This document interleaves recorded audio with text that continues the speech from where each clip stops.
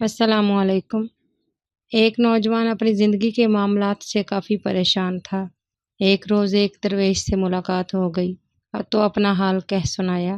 کہنے لگا کہ بہت پریشان ہوں، یہ دکھ اور پریشانیاں اب میری برداشت سے باہر ہیں۔ لگتا ہے شاید میری موت ہی مجھے ان غموں سے نجات دلا سکتی ہے۔ درویش نے اس کی بات سنی اور کہا، جاؤ اور نمک لے کر آؤ۔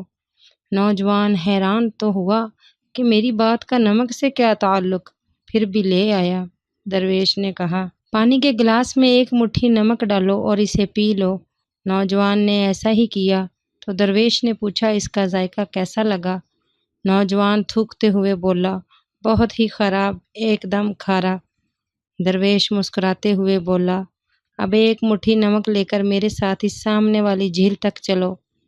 صاف پانی سے بنی اس جھیل کے سامنے پہنچ کر درویش نے کہا، چلو اب اس مٹھی بھر نمک کو پانی میں ڈال دو اور پھر اس جھیل کا پانی پیو۔ نوجوان پانی پینے لگا تو درویش نے پوچھا، بتاؤ اس کا ذائقہ کیسا ہے؟ کیا اب بھی تمہیں یہ کھارا لگ رہا ہے؟ نوجوان بولا، نہیں، یہ تو میٹھا ہے، بہت اچھا ہے۔ درویش جو نوجوان کے پاس بیٹھ گیا اور اس کا ہاتھ تھامتے ہوئے بولا، ہمارے دکھ بالکل اسی نمک کی طرح ہیں۔ جتنا نمک گلاس میں ڈالا تھا اتنا ہی جھیل میں ڈالا ہے، مگر گلاس کا پانی کڑوا ہو گیا اور جھیل کے پانی کو مٹھی بھر نمک سے کوئی فرق نہیں پڑا۔ اسی طرح انسان بھی اپنے ظرف کے مطابق تکلیفوں کا ذائقہ محسوس کرتے ہیں۔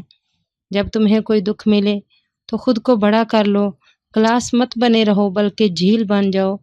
اللہ تعالیٰ کسی پر اس کی ہمت سے زیادہ بوجھ نہیں ڈالتا، اس لیے ہمیں ہمیشہ یقین رکھنا چاہیے کہ جتنے بھی دکھ آئیں ہماری برداشت سے بڑھ کر نہیں ہوں گے۔ السلام علیکم۔